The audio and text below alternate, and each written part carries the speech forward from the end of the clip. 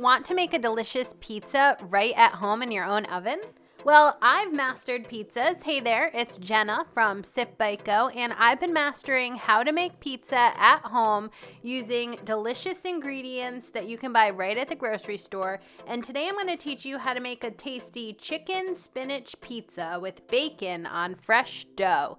You could use any ready-made dough from the store, or you could make your own pizza dough and use that too. So join me in the kitchen as I show you how to go step by step making this delicious recipe for chicken spinach pizza. Let's do it. I have so many delicious pizza recipes. Can't wait to share them all with you. Make sure to subscribe to Sip Bite Go today on YouTube, or go ahead and head over to sipbitego.com to print out the recipes that are already up. I do have a ton of new ones coming in the couple of months ahead for you, including grilled pizzas and other really creative pizza ideas that your family will love. Subscribe today. So the first thing you need to do is help the pizza dough rise. So ideally you'll take out the pizza dough for this chicken, bacon, spinach pizza out a few hours before or the morning of making the pizza, and then it'll stretch a lot easier later. But I'm first going to show you how to cook the bacon. So my preferred method for cooking bacon in the oven is to set the oven to 400 degrees and spread out the bacon on a parchment paper lined baking sheet that's rimmed so none of the oil spills out. And then what you're going to do is you're going to bake the bacon in the oven for about 10 minutes, and then you flip it over and bake for another 5 to 10 minutes till your desired level of bacon crispiness. I like mine crisp, but I don't want it completely scorched in the oven. And while the bacon is baking, it's kind of a tongue twister, but while the bacon is baking, then you can do the prep for baking the pizza. So, you can be sorting out all the ingredients and stretching the pizza dough. So you roll out the raw pre-made pizza dough in flour in the center of your work surface and coat it all over in a light dusting of flour. Then you begin stretching the pizza dough by pinching the outside in a circular motion to spread out the crust. And then it's time to go in and get to the center of that pizza and help pull it apart. So you can pinch the center of the dough, you can work it with the back of your knuckles. I usually do a combination, and I actually have plenty of information on Sip Bite Go how to stretch out pizza dough, and I have another video which I'll leave you a link for below. So anyways, you'll want to pick up some extra flour as you stretch the dough, which will help it hold a larger size as the size of the pizza dough grows. Now, I just want to be clear that I do not force the pizza dough to fit the pizza pan. I love the natural looking shape of the pizza dough, and some days it will definitely fit the pizza pan, but here I'm using a really large rimmed baking sheet. So it did not fit, and I was not going to force it because I don't want some areas to be really thin or to poke holes in it. So after it's all stretched out and after the bacon is done cooking in the oven, you can par bake the pizza dough.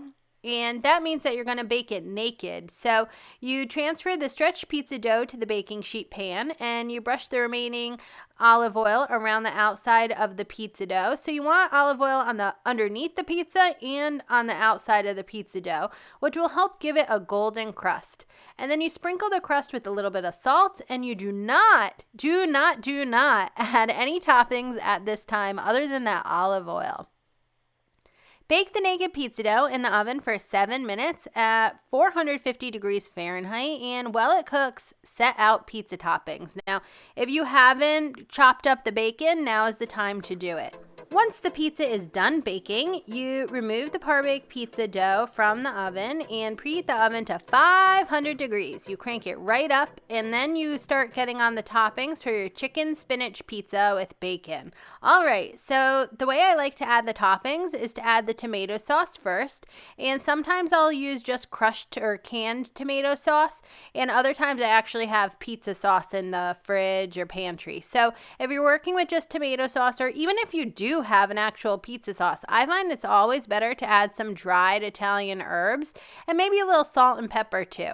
You can add the rest of the main pizza toppings on top in whichever order you'd like. But what I do in my Sip, Bite, Go demonstration video here is that I added most of the diced chicken breasts, mozzarella cheese, and bacon, and then all of the fresh spinach, and then I added the remaining chicken, cheese, and bacon. Now, the reason I did that is because I like everyone to be able to see all of the pizza toppings so they know exactly what they're eating. But really, you could have just thrown them all on there, put the cheese on top, and called it a day. So then I follow it all up with a final topping of half cherry tomatoes, and I like those with the insides facing down because, I don't know, being artsy with my pizza makes me feel like I'm getting something out of my art degree, which I'm not really using. So anyways, you bake the pizza with the toppings so that par-baked pizza goes back in the oven and it bakes at 500 degrees for 7 to 10 minutes. You want to keep checking on it because I don't know about you, but I don't like when the cheese gets kind of browned and like chewy. I like the cheese perfectly melted and then I pull it out from the oven. And the great part with par baking your chicken spinach pizza is that you don't have to worry about the ingredients not being done or the dough not being done because it's all going to be done at the same time because you did it in 2 steps. So then when the pizza comes out of the oven, it's time to finish up your chicken, bacon, spinach pizza with tomatoes. It's like I kind of just throw everything on these pizzas because I love flavors. But then it's time to remove the baked chicken spinach pizza from the oven and transfer it to a butcher's block. And there you can sprinkle it with fresh chopped parsley. And I always love to top it with a little balsamic glaze. That little sweetness is so tasty with the saltiness of the pizza, with the bacon and the cheese. And then you can slice and serve. And one thing I do in my house, because I'm mom to a toddler, is that I cut little tiny pieces because the little toddler, he's a little over 2 now, and he loves to take his own little pieces of pizza off of the pizza tray when I serve it. So I like just putting this out family style, and then he gets to take his off too, which is kind of fun for him. And hey, it gets him to eat spinach and tomatoes, and yeah, he loves the bacon too. All right, well, I hope that you're thoroughly inspired to make this spinach chicken pizza. Let me just show you what it looked like at the end. Now, I just want to talk to you about the chicken breast for this pizza recipe. This is a great way to use leftover chicken breasts. I love to use leftover chicken on pizza. And if you need to get a chicken recipe so you can make the chicken from fresh, see my guide on Sip, Bite, Go to making 20-minute chicken breast on the stove and in the oven. 1 chicken breast makes about 1 cup of cooked chicken, which is exactly what you need for this recipe. Well, I'm so excited for you to throw your own pizza night. I don't know about you, but we do a lot of pizza nights in my house, and so it gets kind of boring if we're just doing cheese. I also have a really delicious recipe for ravioli pizza, which is kind of funny to think about, but it's kind of a close cousin to cheese pizza that you should check out. I can't wait to show you how to make this ravioli pizza on flatbread with Alfredo sauce. It's so delicious, and really it uses a lot of ingredients you probably have either in your pantry or your refrigerator right now. And freezer if you have a little secret stash of pasta in your freezer like I do.